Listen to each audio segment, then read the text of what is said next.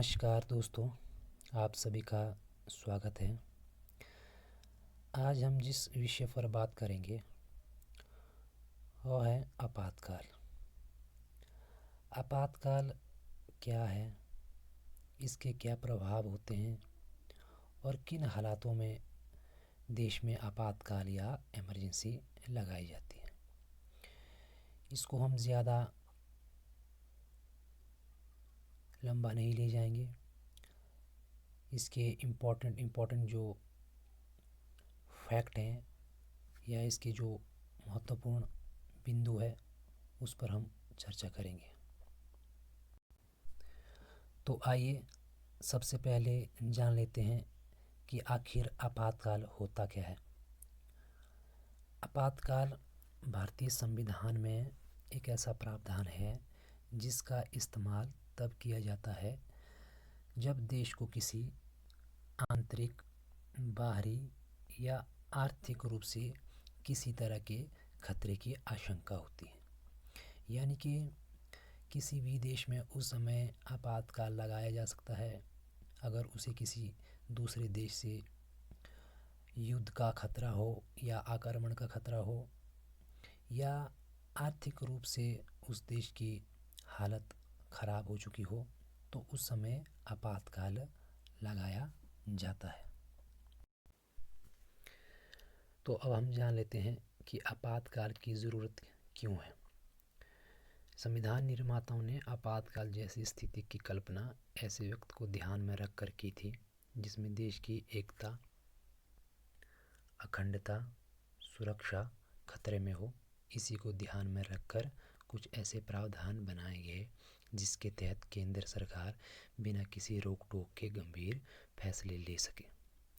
यानी कि जो केंद्र सरकार है, आपातकाल के समय जिस समय देश की एकता, अखंडता और सुरक्षा खतरे में हो, तो उस समय केंद्र सरकार बिना राज्य की अनुमति के बगैर कोई भी कानून बना सकती है ताकि देश की एकता, अखंडता बनी रहे।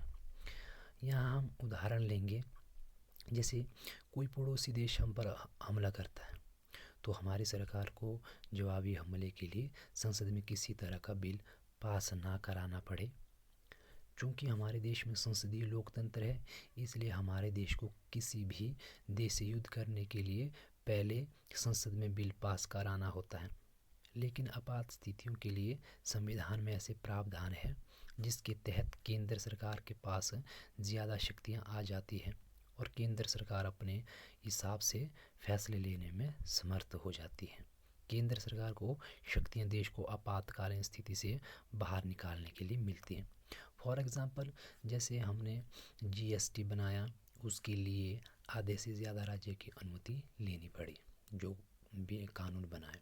तो उसी तरह से कोई भी कानून बनता है तो उसके लिए संसद के बहुमत की ज़रूरत होती है या आधे से ज़्यादा राज्य के बहुमत की ज़रूरत होती है। लेकिन आपातकाल एक ऐसी स्थिति है जिस समय केंद्र सरकार के पास ऐसी शक्ति आ जाती है, उसे किसी भी केंद्र राज्य सरकार या संसद के बहुमत की ज़रूरत नहीं होती। तो इसमें हमने देखा कि आपातकाल की ज़रूरत क्यों पड़ती है, ताकि देश की एकता, अखंडता और सुरक्षा जब खतरे में पड़ती है तो उस समय आपातकाल जैसी स्थिति लागू करने की ज़रूरत पड़ती है। तो आइए अब हम जान लेते हैं कि जो भारतीय संविधान है उसमें कितने तरह के आपातकाल का प्रावधान किया गया है। भारतीय संविधान में 3 तरह के आपातकाल का प्रावधान किया गया है, जिसमें पहला है राष्ट्रीय आपातकाल, दूसरा है स्टेट इमरजेंसी और जो तीसरा है वो है आर्थिक आपातकाल। तो ये 3 जो आपातकाल है इनकी चर्चा भारतीय संविधान में की गई है। अब आगे हम पढ़ेंगे कि राष्ट्रीय आपातकाल क्या होता है या राष्ट्रपति शासन कब लगता है, आर्थिक आपातकाल कब लगता है। तो आइए सबसे पहले हम करते हैं नेशनल इमरजेंसी के बारे में चर्चा। अनुच्छेद 352 यानी कि 352 देश में क्या लगता है, राष्ट्रीय आपातकाल। यानी कि जिस समय देश में किसी बाहरी आक्रमण और राष्ट्रीय सुरक्षा के आधार पर किसी दूसरे देश ने हम पर आक्रमण कर दिया हो तो उस समय देश में क्या लगता है, राष्ट्रीय आपातकाल।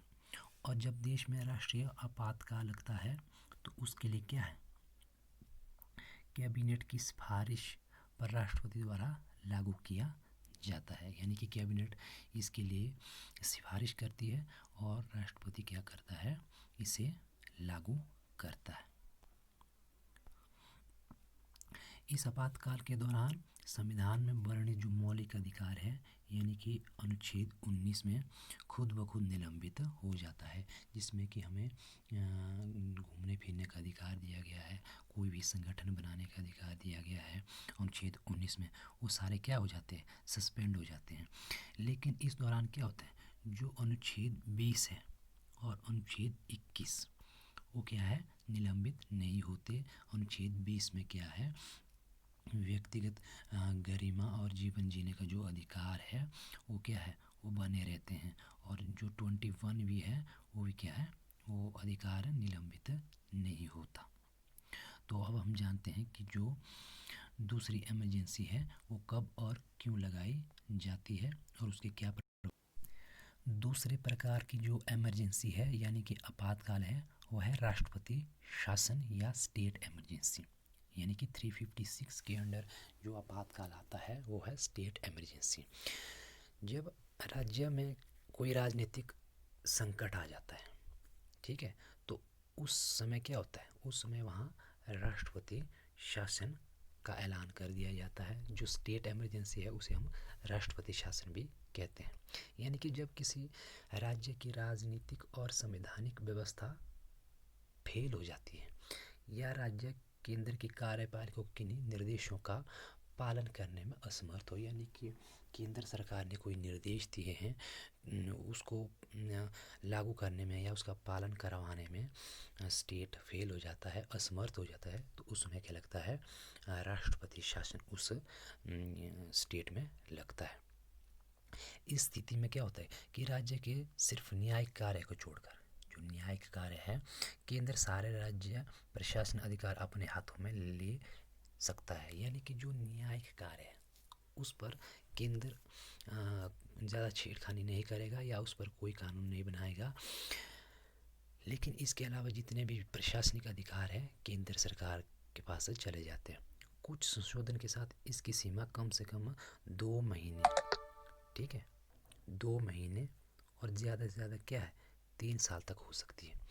इसकी सीमा कितनी हो सकती है, 2 महीने या ज़्यादा से ज़्यादा कितनी हो सकती है, 3 साल तक स्टेट इमरजेंसी लगाई जा सकती है। आमतौर पर जब राज्य सरकारें संविधान के मुताबिक सरकार चलाने में विफल हो जाती है तो केंद्र सरकार की सिफारिश पर राष्ट्रपति आपातकाल घोषित कर सकता है। यानी कि इसमें भी क्या होता है, कैबिनेट की सिफारिश पर राष्ट्रपति आपातकाल की घोषणा करता है। जो तीसरा आपातकाल है यानी कि जो तीसरी इमरजेंसी भारतीय संविधान में जिसका वर्णन किया गया है वो है आर्थिक आपातकाल। यानी कि जो आर्थिक आपातकाल है वो कब लगता है, जब देश की जो आर्थिक स्थिति है वो सही नहीं होती है। आर्थिक आपातकाल की जो व्यवस्था की गई है संविधान के अनुच्छेद 360 में की गई है, ठीक है। 360 में क्या है, आर्थिक आपातकाल की चर्चा की गई है। अनुच्छेद 360 के तहत आर्थिक आपातकाल की घोषणा राष्ट्रपति उस वक्त कर सकते हैं जब उन्हें लगे कि देश में आर्थिक संकट बना हुआ है जिसके कारण भारत के वित्तीय स्थायित्व या साख को खतरा है। तो राष्ट्रपति क्या है, जब उसे लगे कि भारत की जो आर्थिक स्थिति है वो खराब हो चुकी है तो उस समय क्या कर सकता है, वो आर्थिक आपातकाल लगा सकता है। अगर देश में कभी आर्थिक संकट जैसे विषम हालात पैदा होते हैं और सरकार दिवालिया होने के कगार पर आ जाती है या फिर भारत की अर्थव्यवस्था पूरी तरह से ध्वस्त कगार पर आ जाती है या तब इस आर्थिक आपातकाल के अनुच्छेद का इस्तेमाल किया जाता है। ऐसी आपात स्थिति में आम नागरिकों के पैसे और संपत्ति पर देश का अधिकार हो जाता है। यानी कि जब देश में फाइनेंशियल इमरजेंसी लगती है तो उस समय क्या होता है, जो देश के जितने भी लोग हैं, आम नागरिक हैं, उनकी संपत्ति पर क्या हो जाता है, सरकार का उस पर अधिकार हो जाता है। भारतीय संविधान में जिन आपातकाल स्थितियों का जिक्र किया गया है उनमें से आर्थिक आपातकाल को छोड़कर बाकी सब लग चुके हैं। यानी कि आज तक क्या है, भारत में ऐसी कोई स्थिति नहीं आई है कि आर्थिक आपातकाल लगाना पड़े। लेकिन जो राष्ट्रीय आपातकाल और जो स्टेट इमरजेंसी है वो काफ़ी बार लग चुकी हैं। तो आज हमने चर्चा की आर्थिक आर्थिक और स्टेट इमरजेंसी और नेशनल इमरजेंसी के बारे में चर्चा। तो थैंक यू।